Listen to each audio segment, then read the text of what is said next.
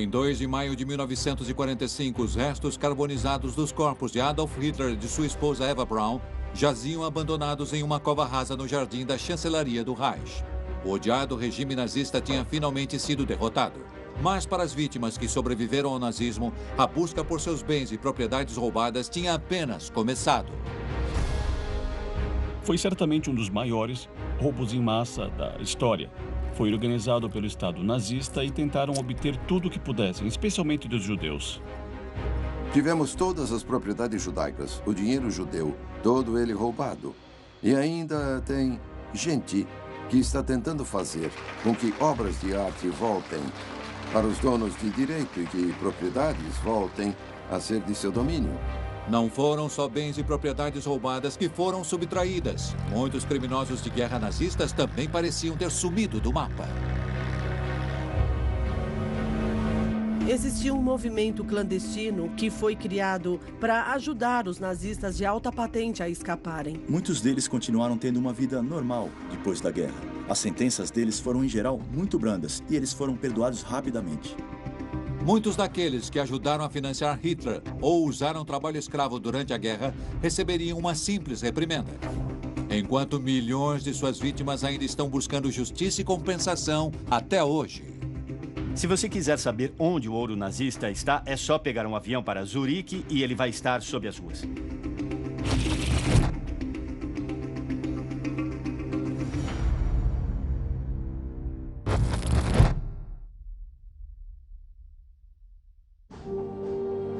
Europa, 1945. O poderoso Reich de 1000 anos encolhe sob o avanço constante dos aliados em ambas as frentes. Atrás das linhas inimigas, bombardeios aliados e atos de sabotagem desmoralizam as últimas tropas e civis alemãs.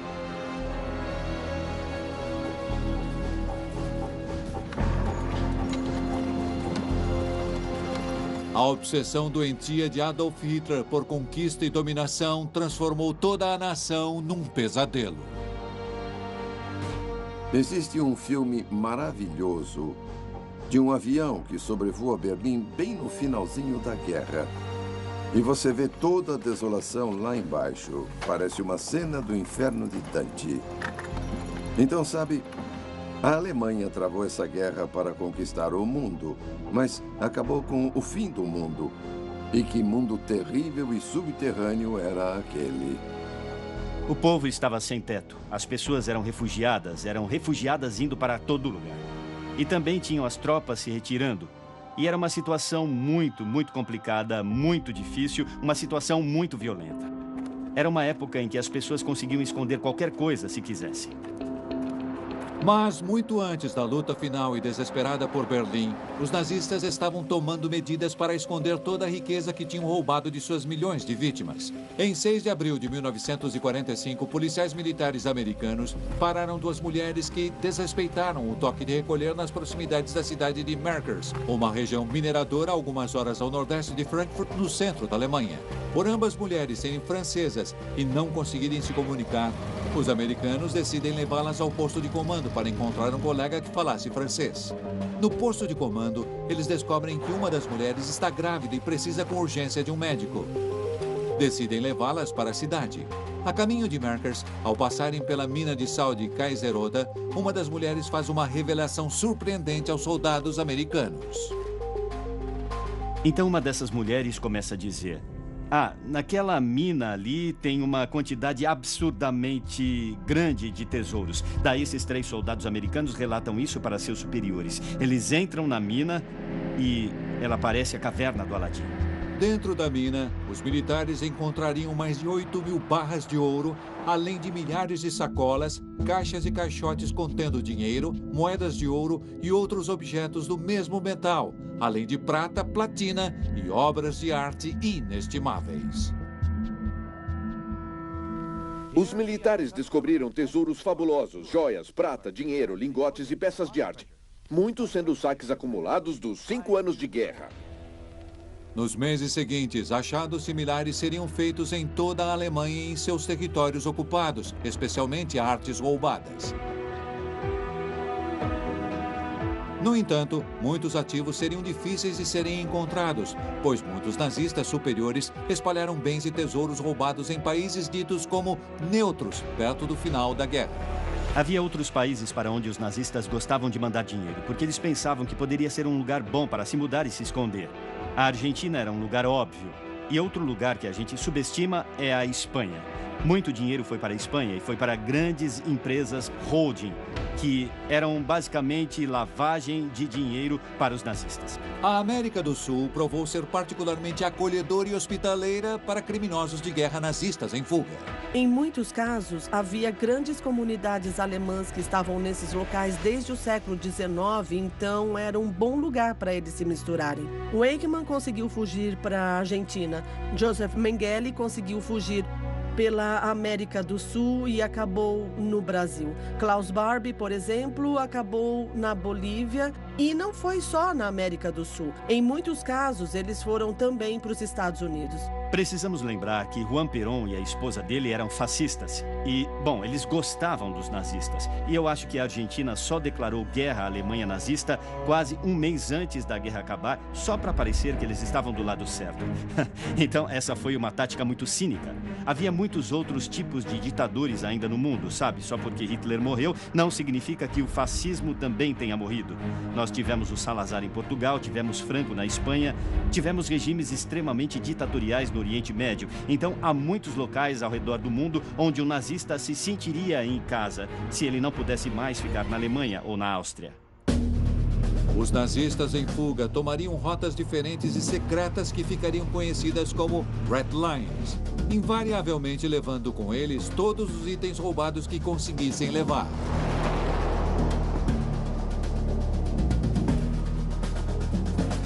Alguns escapariam pela Dinamarca, alguns conseguiriam escapar pela Espanha, mas acredito que uma das rotas que são mais conhecidas e que eles tomavam era a que passava pela Alemanha, pela Áustria, pelos Alpes e pela passagem de Brenner. E depois passavam por Alto Adige, Itália dentro, e por cidades como Bolzano e Murano. Depois dali, alguns foragidos conseguiam documentos falsos com padres e eles continuavam a jornada para Roma, onde conseguiam outros documentos falsos, ou eles iam para Gênova. Bom, depois de Gênova, eles pegavam um barco com um passaporte da Cruz Vermelha com um nome falso. No final da guerra, o Comitê Internacional da Cruz Vermelha emitiu centenas de milhares de autorizações de salvo-conduto para os sobreviventes de campos de concentração, antigos prisioneiros de guerra, deportados, trabalhadores forçados e outros civis que não tinham documentos de viagem válidos. Sabemos que houve muitos casos em que os criminosos nazistas roubaram e falsificaram esses documentos para continuar com suas fugas. Alega-se que agentes corruptos no Vaticano conspiraram para redirecionar essas autorizações da Cruz Vermelha para nazistas em fuga. Muitos nazistas conseguiram escapar pelos cantinhos e se tornar outras pessoas. Muitos dos judeus que eu entrevistei e que acabaram indo para Buenos Aires reconheceram pessoas dos campos no barco, onde também tinham refugiados que iam para o mesmo lugar. Não é possível saber se o Vaticano ajudou como organização. Não era a política do Papa ajudar os nazistas a escaparem, mas houve membros do Vaticano, padres e até mesmo um bispo chamado Luigi Rudal, que ajudou ativamente vários nazistas a fugirem, fornecendo para eles documentação. Nos arquivos de Santa Maria dell'Anima, em Roma, que era onde o bispo Rudal morava e trabalhava, encontraram cartas enviadas para ele por antigos nazistas que diziam: "O senhor pode me ajudar?" Dizem que muitos desses nazistas fugitivos viveram o resto de suas vidas protegidos e financiados por uma organização secreta conhecida como Organização de Antigos Membros da SS ou Odessa. E essa Odessa foi financiada por grande parte da riqueza saqueada que os nazistas tinham escondido e transferido para o estrangeiro. Eu conversei com nazistas nazista um homem chamado Erich Priebke, que acabou sendo preso em Roma e continuou lá até a sua morte recentemente. E eu conversei com ele sobre a fuga dele para a Argentina e ele disse para mim, escuta, não existe nenhuma Odessa. Eu queria que existisse uma Odessa porque assim eu teria algum dinheiro. Muitos nazistas foram para a Argentina e eram muito pobres, mas outros eram muito ricos. Então isso mostra para nós que alguns nazistas ficavam com tesouro e outros não ficavam com nada. No entanto, nem todos os nazistas conseguiram fugir. Muitos em breve enfrentariam o tribunal em Nuremberg, incluindo algumas pessoas que estavam envolvidas no financiamento do império criminoso de Hitler. Mas será que todos os culpados estavam sendo julgados? E como os aliados fariam para começar a julgar crimes tão hediondos ou para compensar todas as vítimas?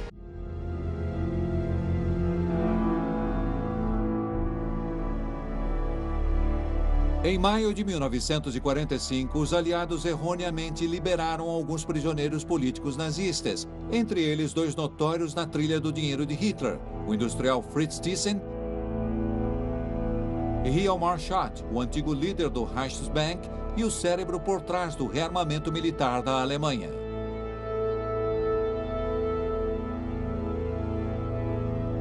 Mas a liberdade não duraria muito, pois ambos seriam presos e indiciados por crimes de guerra. Nuremberg, 20 de novembro de 1945. Os olhos do mundo estavam num dos julgamentos mais divulgados e esperados da história da humanidade. 22 dos mais proeminentes líderes nazistas seriam julgados por crimes contra a humanidade. Hjalmar Schacht se sentaria entre os acusados por sua função tanto como presidente do Reichsbank de 1933 a janeiro de 1939 e também como ministro da economia nazista de 1934 a 1937. Nós percebemos finalmente que os aliados tinham um objetivo político em vista, que os deixou ansiosos por nos marcar como criminosos do regime de Hitler. O julgamento dos crimes de guerra já tinha sido planejado e era obviamente essencial para os propósitos desse julgamento que economistas e empresários conhecidos estivessem entre os acusados. Sim, Schacht foi acusado de ter facilitado a guerra de agressão de Hitler e havia bons motivos para concordar com isso, designadamente que Schacht tinha criado a base financeira para o rearmamento e reorganizado o comércio externo alemão para conseguir isso. Porém, sua função no preparo de uma guerra de agressão não pode ser provada porque Schacht perdeu seu cargo no Ministério da Economia em 1939, ou seja, antes da guerra começar. Então, ele não pode ser considerado culpado por nenhuma ação tomada pelo regime daí em diante. Schacht acabaria sendo inocentado e, em vez disso, seria o seu sucessor na presidência do Reichsbank, Walter Funk, que seria sentenciado à prisão perpétua por seu papel no financiamento e na facilitação dos planos de guerra de Hitler. Durante o julgamento, Hjalmar Schacht teria a chance de se encontrar novamente com um homem que o tinha levado para o círculo mais alto dos nazistas, Hermann Göring.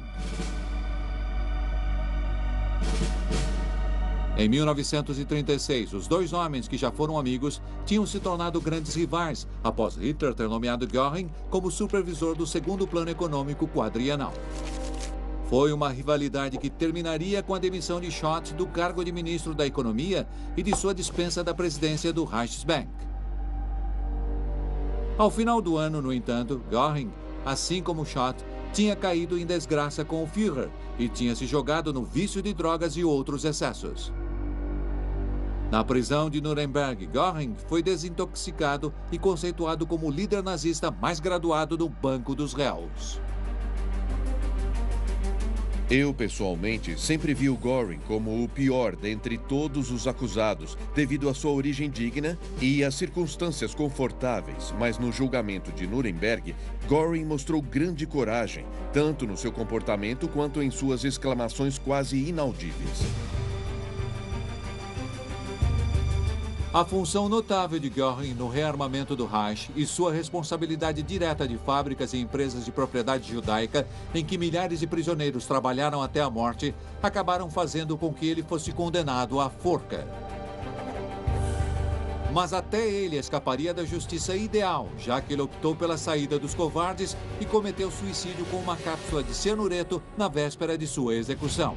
Esse foi o fracasso final de Nuremberg. Meu ponto de vista sobre os julgamentos de Nuremberg é que eles tentaram reduzir o número de pessoas o máximo possível. E no final das contas, eles só acabaram pegando 22 grandes nazistas. Mas havia mais do que 22 nazistas importantes. Quer dizer, havia 42 Gauleiters, por exemplo. E sabe, esses Gauleiters estavam fortemente envolvidos em todo o processo de ocupação dos campos de concentração e na implementação e na transferência das pessoas da Alemanha para os campos de extermínio. É claro que eles deviam ter participado do julgamento, mas não se livraram disso. Assim como muitos financistas de Hitler, incluindo Gustav Krupp von Bohlen, o maior produtor de armas e a mente por trás do fundo de Adolf Hitler, que vários industriais usavam para fazer generosas contribuições ao partido nazista e ao próprio Führer. Os Krupps estavam sempre por trás de Hitler, por trás do rearmamento envolvido, implicado no Holocausto e em outras coisas desse tipo. Então, não era tudo feito por Gustav Krupp, mas muita gente pensava que era. E no final da guerra, os americanos também acharam isso e foram à procura dele, tentaram prendê-lo e tudo o que acharam foi um pobre velho senil acamado. Considerado inapto para comparecer ao julgamento, o processo contra Gustav Krupp von Bohlen und Bausch seria indeferido. Em vez disso, seu filho Alfred, que tinha conspirado com a SS para escravizar trabalhadores recrutados para operar nas fábricas Krupp durante a guerra, seria acusado no lugar dele.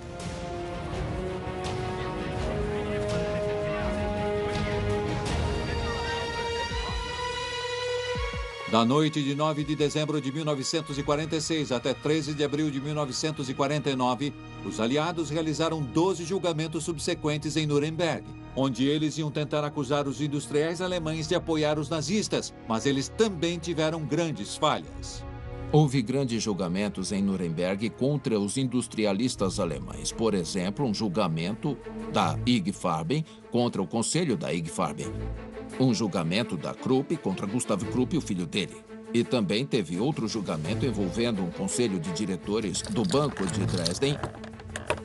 E Garrasch também foi levado a julgamento. Vendo desse jeito, já fazia parte do interesse dos Estados Unidos limpar a elite econômica alemã dos antigos nacionais socialistas ativos e, acima disso, fazer com que centros da indústria alemã que poderiam sofrer um golpe acabassem com grandes trustes e corporações. Entre as pessoas mais conhecidas presentes nesses julgamentos estava Oswald Pohl, o líder do principal escritório econômico e administrativo da SS, que coordenava a direção dos campos de concentração, o fornecimento de mão de obra escrava e o saque de propriedades e de negócios das vítimas. O tribunal condenou Pohl e 3 de seus subordinados à morte, enquanto outras 11 pessoas receberiam sentenças entre 10 anos e prisão perpétua. Mas no final, somente Pohl seria executado. Os outros teriam suas sentenças comutadas ou também, em alguns casos, totalmente canceladas. Ao contrário do infeliz Pohl, que foi enforcado em 7 de junho de 1951. Ele foi um dos últimos enforcados como resposta aos julgamentos de Nuremberg. Curiosamente, depois disso, os aliados passaram a praticar uma política de perdão e tolerância. Então, não foram muitos oficiais da SS que foram punidos após a guerra. O primeiro industrial a receber um julgamento exclusivo foi o magnata do carvão e do aço, Friedrich Flick. No dia 9 de abril de 1947, ele foi indiciado por crimes de guerra e crimes contra a humanidade, pelo uso difundido de trabalho escravo nas suas minas e fábricas, pelo roubo de recursos e de plantas em territórios ocupados,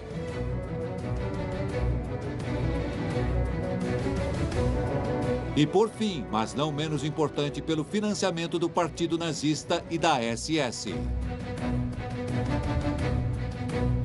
Ele seria sentenciado a apenas 7 anos de prisão. O segundo maior julgamento de um industrial foi realizado do dia 27 de agosto de 1947 até o dia 30 de julho de 1948, que seria contra a IG Farben, um enorme cartel químico que era parceiro de crime dos nazistas e fornecia à máquina de guerra alemã gasolina sintética, borracha e o pesticida infame Zyklon B, que foi usado para massacrar milhões de judeus. A IG Farben era o maior grupo alemão e era também o grupo que usava o maior número de trabalho forçado, seja de mão de obra forçada de civis ou de prisioneiros em campos de concentração. A IG Farben construiu uma fábrica enorme ao lado de Auschwitz e ela foi construída exclusivamente pelos prisioneiros de Auschwitz e Monowitz. Foi construída com a ajuda de trabalhadores forçados. Dessa perspectiva, a IG Farben era a epítome da propagação do trabalho forçado. E os membros da direção também acreditavam nisso. Dos 24 executivos da IG Farben acusados, 11 seriam absolvidos, enquanto os outros receberiam sentenças que variavam de 8 anos a apenas 18 meses. Isso por desenvolver e fornecer artigos e produtos químicos usados para massacrar milhões de pessoas. O veredito dos industrialistas, assim como o veredito dos oficiais da SS em geral, que cuidavam dos campos e dessas indústrias, foram muito brandas. Eu acho que houve poucas pessoas na indústria em geral que foram presas. O julgamento dos industriais foi uma farsa completa, porque eles libertaram todos os diretores dessas empresas grandes, afirmando que eles apenas estavam cumprindo ordens. E antes que você notasse, todas as grandes empresas do período nazista se tornaram as maiores empresas da Alemanha no período pós-guerra.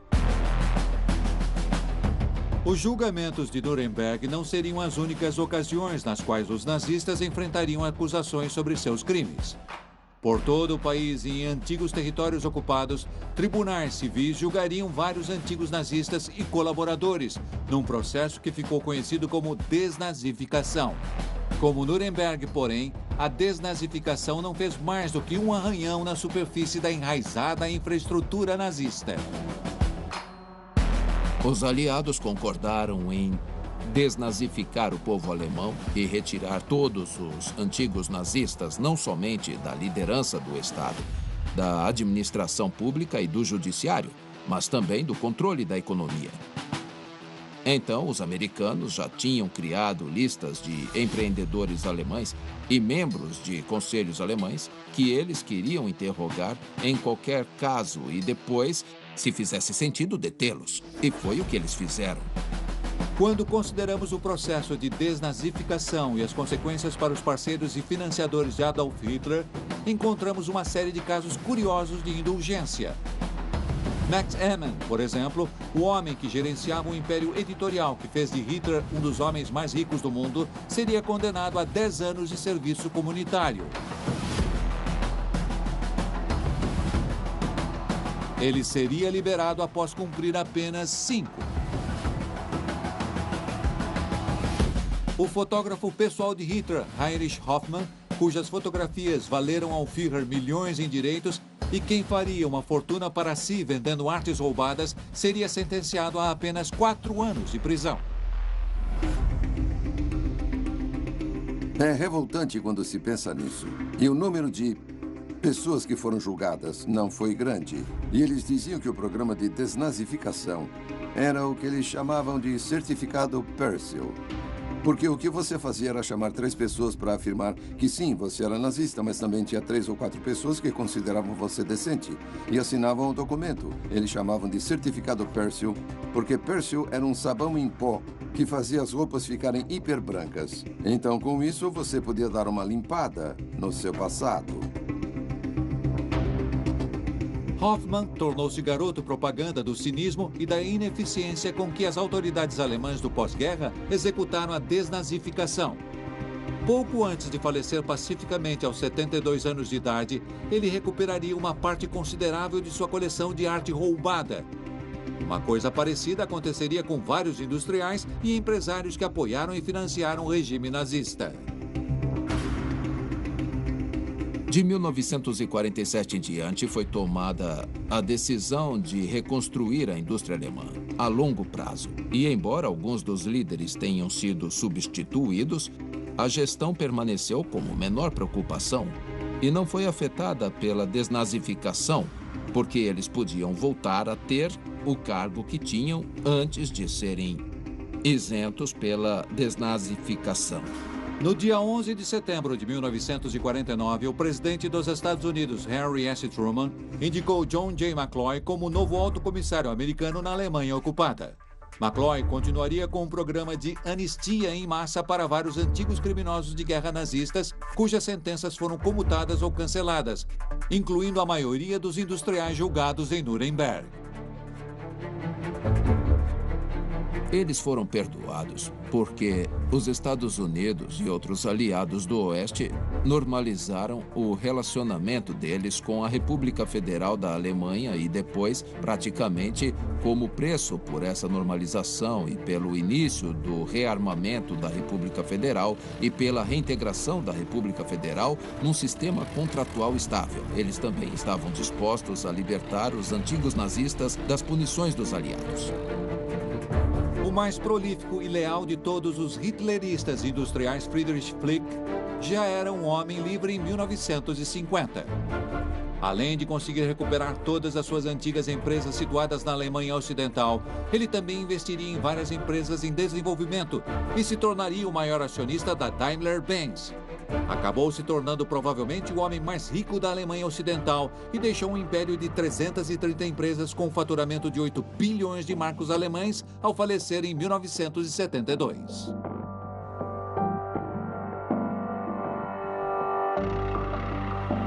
Alfred Krupp seria perdoado em 1951 e também recuperaria parte de suas indústrias perdidas.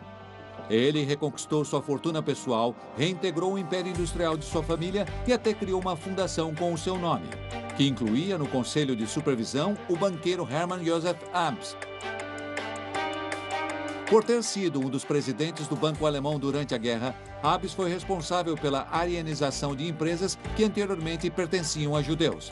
Ele jamais seria julgado por seus crimes e manteve a presidência de algumas dessas empresas após a guerra.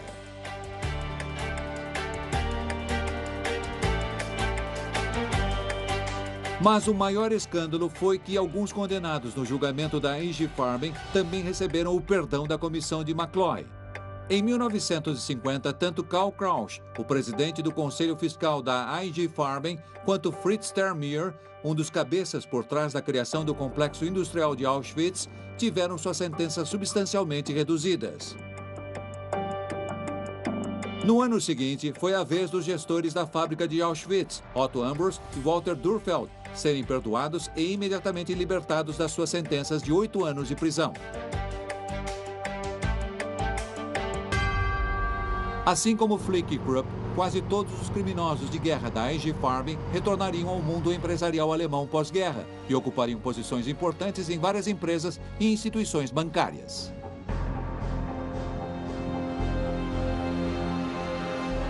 Acho que é um dos piores aspectos do período pós-guerra, porque estávamos tão ávidos por fazer reviver a Alemanha Ocidental economicamente, que fizemos vista grossa a muitas pessoas que gerenciavam esses negócios e estavam bastante implicados com o regime de Hitler.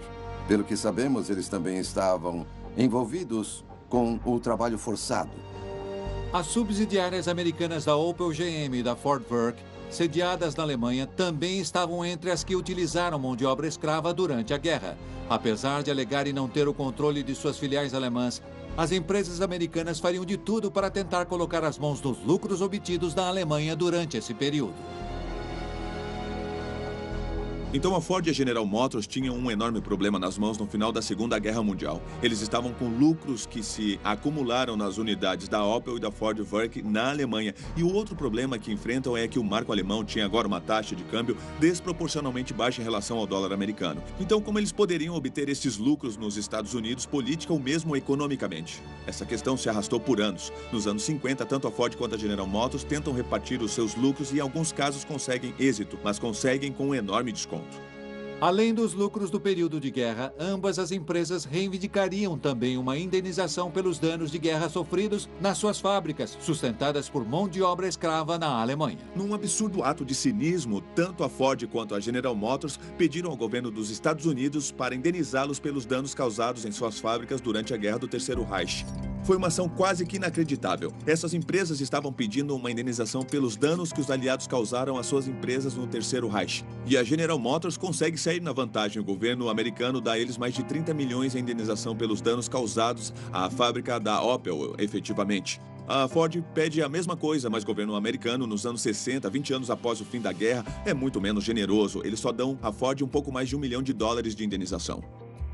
Apesar dos aliados terem deixado os industriais e os financistas alemães impunes, eles foram muito mais eficientes para localizar enormes fortunas e patrimônios nacionais roubados pelos nazistas. No final da guerra, os serviços da inteligência secreta das potências ocidentais iniciaram um esquema destinado a confiscar itens roubados pelos nazistas de países neutros chamado Operação Safe Haven. A Operação Safe Haven foi uma operação secreta meio que liderada pelo Escritório de Serviços Estratégicos dos Estados Unidos, que foi o precursor da CIA, e ela foi criada para impedir a realização de toda a lavagem de dinheiro no mundo todo que os nazistas estavam fazendo. Com a Operação Safe Haven, os aliados iriam recuperar uma grande parte dos bens roubados pelo Reich e desenvolveriam um programa de restituição controlado pela Comissão Tripartida do Ouro.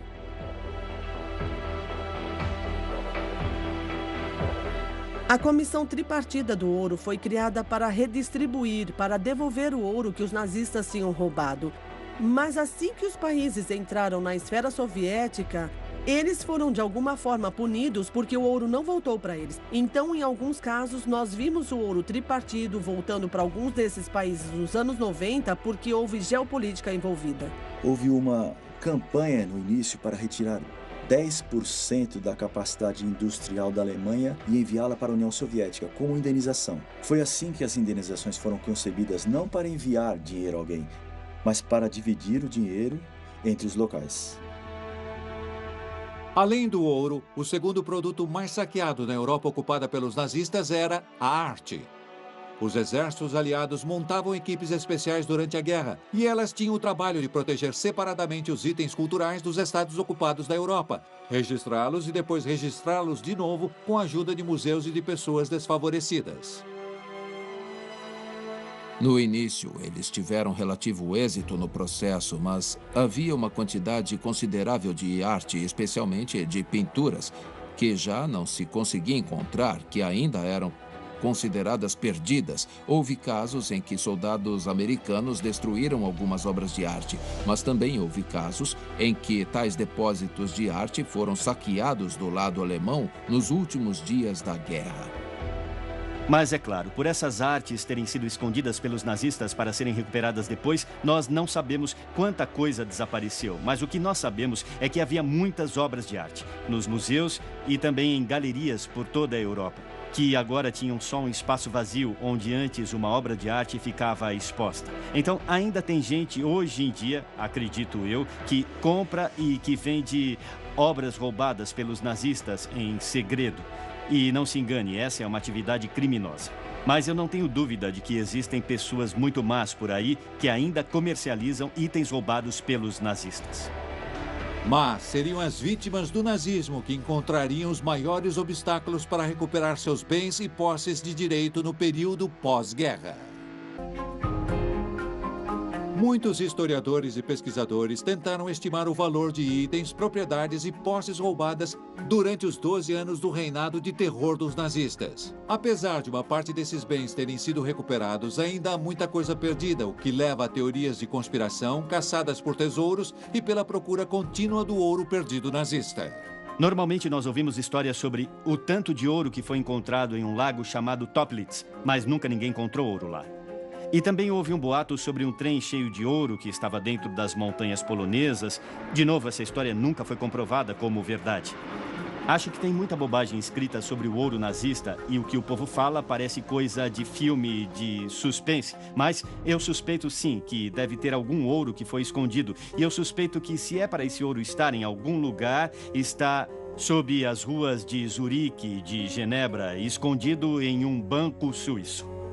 Não há dúvidas de que a Suíça neutra teve um papel gigantesco nos roubos de arte e de fortunas de famílias durante a Segunda Guerra Mundial. O sigilo do sistema bancário suíço permitiu que o regime nazista lavasse muito dinheiro e ouro saqueados de suas vítimas. No dia 8 de março de 1945, os aliados e a Suíça chegaram a um acordo de suspender o comércio e congelar os ativos alemães no país, com a promessa de devolver todo o ouro identificado a seus proprietários legítimos. Mas houve uma grande dificuldade para discernir quem eram os proprietários legais, já que os nazistas tinham feito de tudo para apagar seus rastros e impedir a identificação. Esse foi outro cuidado que os nazistas tiveram que ter para conseguir se proteger. Quer dizer, eles derreteram novamente todo o ouro e colocaram marcações alemãs no ouro, então ninguém sabia direito a quem pertencia aquele ouro. No final da guerra, quando os herdeiros das vítimas foram tentar reivindicar esses ativos, os bancos pediram a eles as certidões de óbito para provar que os beneficiários efetivos tinham falecido. A resposta muitas vezes foi: bom, Auschwitz e Dachau não deram para nós nenhuma certidão de óbito. Então não tinha jeito de provar essas mortes e os banqueiros suíços só disseram: sinto muito, mas não tem nada que possamos fazer. Requerentes e parentes dos milhões que faleceram nos campos de extermínio nazistas tiveram dificuldade na tentativa de pressionar os bancos suíços a liberarem informações sobre suas propriedades no período de guerra, especialmente, pois a Suíça usou o início das hostilidades da Guerra Fria para interromper a maior parte dos processos de restituição. Tínhamos essas propriedades que, na verdade, pertenciam a outras pessoas. E mesmo assim, eles nunca foram repatriados. De novo, por quê? Em parte devido ao medo da Guerra Fria. Diziam: não podemos levantar essa questão agora. Tivemos toda a propriedade dos judeus, todo o dinheiro deles, totalmente suprimido nessa época. É um grande escândalo. Um grande escândalo esses bens não serem retificados no período pós-guerra. Só depois que o Muro de Berlim foi derrubado em 1989, que milhões de documentos relacionados à Segunda Guerra Mundial seriam divulgados tanto no lado oriental quanto ocidental e trariam novas provas sobre o envolvimento de instituições financeiras e corporações mundiais na trilha do dinheiro de Hitler. Foi só depois, na gestão de Clinton, que houve um impulso para o pagamento de indenizações das indústrias às vítimas que tinham vivido como sobreviventes durante os últimos 20, 30 anos. Isso aconteceu mais ou menos na década de 90. Esse fato marcou uma nova fase. Esses documentos mostram que a neutralidade que a Suíça afirma ter na Segunda Guerra Mundial era pura bobagem. Esses documentos também mostram que esses carregamentos foram feitos por caminhões que tinham a insígnia da Suíça carimbada. Em outras palavras, que eles utilizaram efetivamente o transporte suíço, que as barras de ouro foram claramente identificadas como sendo provenientes da Alemanha. Essas audiências do Congresso dos Estados Unidos serviriam de base para vários processos judiciais interpostos por vítimas do nazismo que ainda queriam justiça e indenização. Organizações como o Congresso Judaico Mundial e a Agência Judaica Mundial assumiriam as causas dessas vítimas.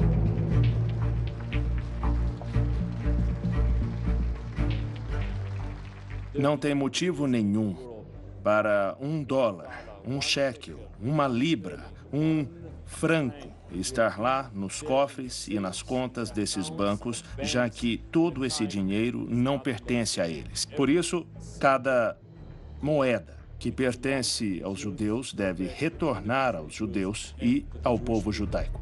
Pressionadas pelas organizações judaicas dos Estados Unidos e de Israel, as autoridades suíças anunciariam finalmente uma comissão que investigaria e revelaria suas atividades bancárias durante o período nazista. Agora nós queremos ouvir a verdade e queremos aceitar ela. E se tivermos que remover o segredo bancário para esses casos por 5 anos, faremos isso.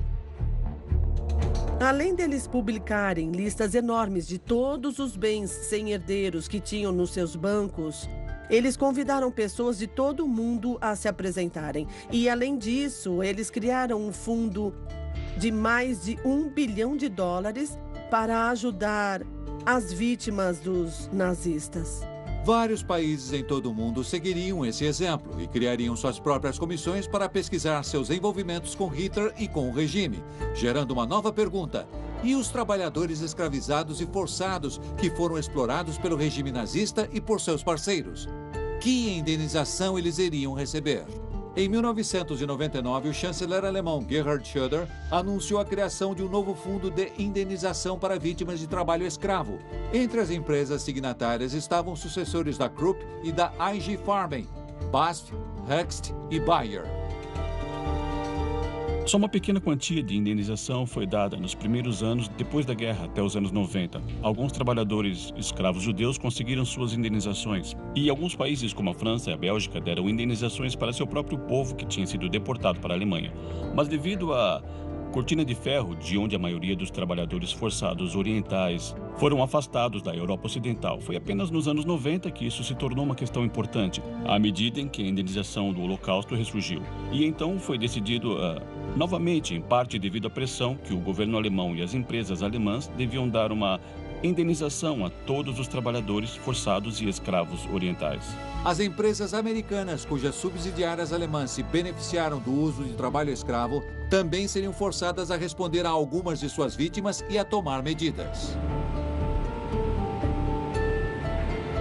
A Ford e a General Motors nos anos 90 começam a enfrentar processos dos escravos que ajudaram amplamente a criar todo o lucro durante o período do Terceiro Reich. Há, na verdade, vários processos judiciais movidos nos Estados Unidos com base numa ação coletiva contra essas empresas, e os tribunais americanos dizem que eles não têm jurisdição sobre o que aconteceu durante o Terceiro Reich. Mas como resultado desse cálculo legal ou da abertura desse processo judicial, a Ford e a General Motors juntaram fundos de indenização para tentar ajudar as vítimas do trabalho escravo nesse sentido. Eu acho que ainda fica uma questão em aberto se esses esforços foram suficientes, mas com certeza há um reconhecimento que algo precisa ser feito.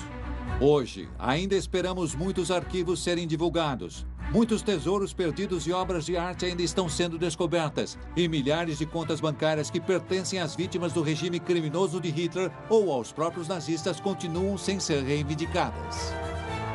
Nós ainda estamos lidando com o legado do Terceiro Reich e da Segunda Guerra Mundial. As vítimas do nazismo ainda não tiveram a justiça que merecem. É extremamente importante que os historiadores, jornalistas e outros pesquisadores continuem explorando documentos para descobrir para onde esse dinheiro foi, quanto de lucro ainda pode estar se acumulando nas contas bancárias com base nos acontecimentos do Terceiro Reich e como a justiça pode continuar a ser feita mesmo no século XXI. Eu acho que é melhor chamar isso de uma tentativa de justiça. Não foi completa, não foi satisfatória. Mas o fato de terem tentado cria precedentes importantes. Eu acho que é isso que a gente vai lembrar disso tudo. Que não é aceitável esses tipos de crime que são cometidos sem ninguém se esforçar para fazer uma compensação, uma restituição ou justiça. Ele foi um péssimo estudante, um artista fracassado, sem teto por muitos anos e cabo do exército amargurado que, por um capricho trágico do destino, foi capaz de mentir, enganar e barganhar o seu caminho até o poder, antes de desencadear o assassinato e a miséria de milhões de pessoas. Mas ele não fez tudo sozinho. Atrás dele havia muitas pessoas que financiaram a sua ascensão ao poder e lucraram voluntariamente com o negócio da guerra, com o saque de todo um continente, com mão de obra forçada e com a morte de milhões de inocentes. Adolf Hitler optou pela saída dos covardes, mas muitos dos que o ajudaram no maior roubo da história nunca foram responsabilizados. Eu acho que é impossível fazer uma estimativa de quanto os nazistas roubaram. Quer dizer, o que você quer incluir nesse cálculo? Quer incluir todo o ouro que eles roubaram dos países ocupados? Todos os nativos que eles roubaram de bancos suíços? As propriedades e empresas que eles roubaram? As obras de arte que eles saquearam? Essa lista é enorme e vai cada vez mais longe. Foi um roubo terrível que as pessoas ainda tentam calcular. Será que as pessoas ficam mais aliviadas ou não por saber que essas ações não foram tão rentáveis, mas que eles roubaram mesmo assim? Se você entende isso, você entende o Terceiro Reich. Se você pensa que eles fizeram isso só pelo lucro, você nunca vai entender o Terceiro Reich.